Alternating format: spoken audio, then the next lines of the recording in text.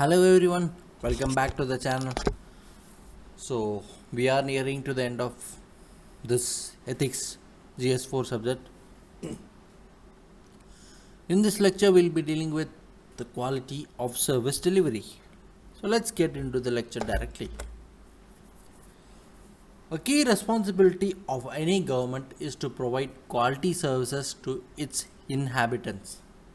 Government services ranging from healthcare and education to public safety and infrastructure have a direct impact on the daily lives of their residents.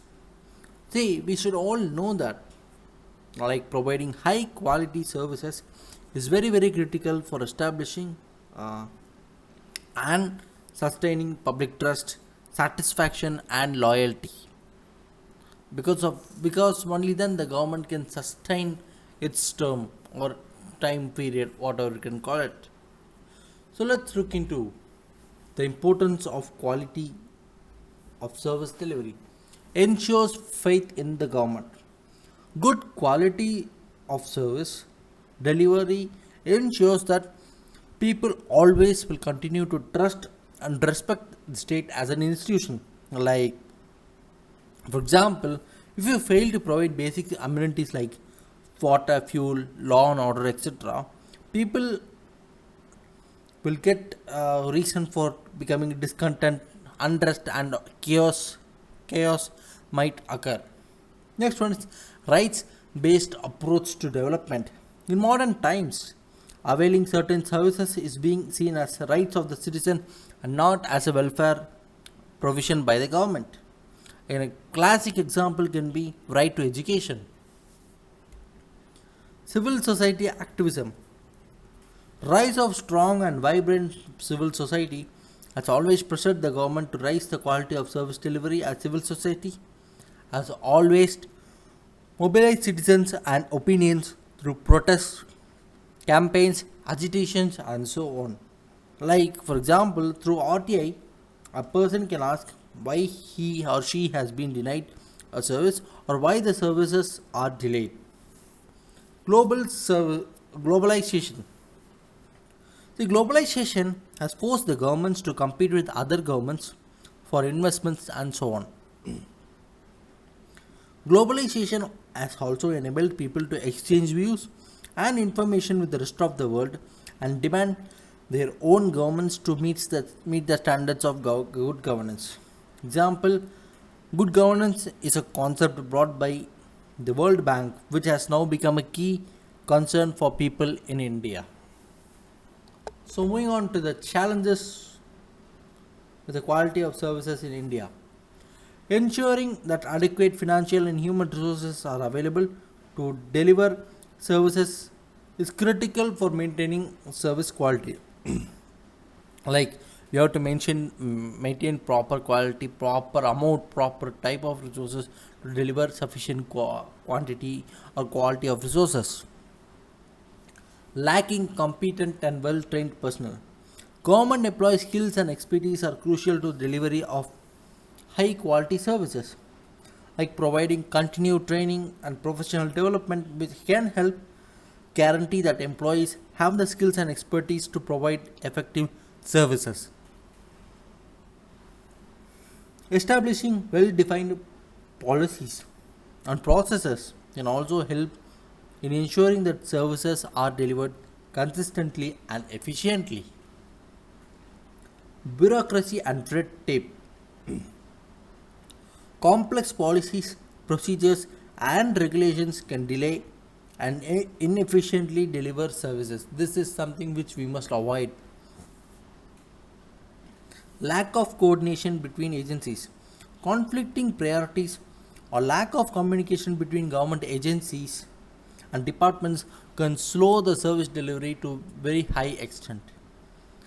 Balancing the demands of different interest groups. Governments must always or often balance the needs of different groups such as ages, income levels, or even geographical locations. It can be challenging to accommodate all residents' demands and expectations. Next one is quality. Services are provided, but their quality is sometimes not up to the mark. which marks the services meaningless. Like poor quality might be due to administrative apathy, lack of resources, weak standards, and so on.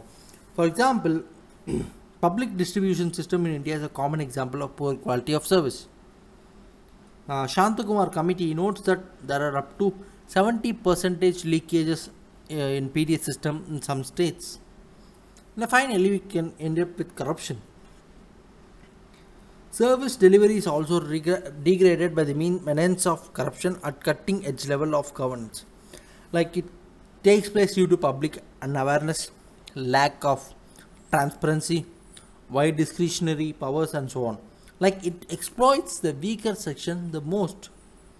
A good example we could say is Palirivattam flyover in Kochi was shut down in May 2019, just 3 years after its commissioning, which after the cracks developed on the structure. Like it exposed the alleged nexus between politicians, bureaucracy, and contractors. Now let us look into the poor reasons for poor quality service delivery. Secrecy of information. There is lack of transparency in the administrative due to lack of public awareness and inherent bureaucratic tendency to work in secrecy. Like this deprives citizens of information regarding their rights and obligations of service provider. Like official secrets act even exists today, which often deprive people of many sensitive information which may affect service delivery. No mechanism to enforce rights. Citizens does not have enforceable rights to certain services which they can use to guarantee effective service of delivery. Like this thing actually disempowers the citizens and allows the service providers to continue with poor quality of services. Example, National Food Security Act lays down specific rights to food which can be enforced by beneficiaries through legal process. Interoperability. In the era of e-governance, online services are not available on all platforms. Like some websites or platforms may not be functional either in mobile phones or PC, which hampers the e-governance and reduces the public convenience. Lack of capacity. Officials do not receive proper training and skill development, which enables them to achieve higher productivity. Like they also reduce their ability to provide quality service delivery, and there is also lack of infrastructure which causes inefficiencies. Like an example, State of Panchayati Raj report reveals that less than 50% of the Gram Panchayats do have electricity connections. Coordination. Various services require involvement of several government departments which must coordinate and converge in order to provide effective service to people.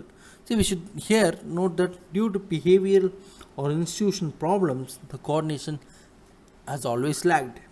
Like in civic administration, roads are often left dug up due to the lack of coordination among public works, sanitation, and electricity departments. Finally, opacity in administration. Several times, political executives hinder transparency to avoid scrutiny of their delivery services, which always affects the quality of service. Like putting PM CARES fund as a private fund when RTI was filed. This is an example. Now let's look into the measures needed for the improvement of quality of delivery services. Effective communication and collaboration. See, effective communication and collaboration among the agencies and departments can improve service coordination and delivery very much. Technology can improve the efficiency and efficacy of service delivery, but it's also very critical to ensure that technology employed is reliable and also user friendly. Like example, Pragati portal, eKranti portal, etc. Transparency and accountability. Ensuring transparency and accountability in the service delivery process can aid to the development of citizens' trust and confidence, and it can also prevent leakages in PDS through direct benefit transfers. Simplify rules and procedures. They can assist in minimizing the bureaucracy and increasing in the service delivery efficiency. Example, biometric enabled ration card security system is a prime example for that. Now let's look into the conclusion. See, providing outstanding services is always difficult for the government, but there are various solutions and best practices which can be implemented, like setting clear goals, performance standards, involving citizens in service delivery, using performance data to drive continuous improvement, investing in training and professional development, simplifying policies procedures, using tech to improve for efficiency, fostering agency collaboration and coordination, and fostering a customer service delivery.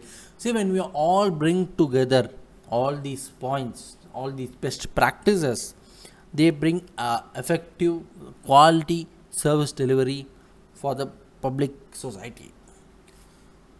Hope you guys understood today's topic. Do watch the lecture, like, share, and subscribe the channel, and we will resume with the last lecture soon. Thank you.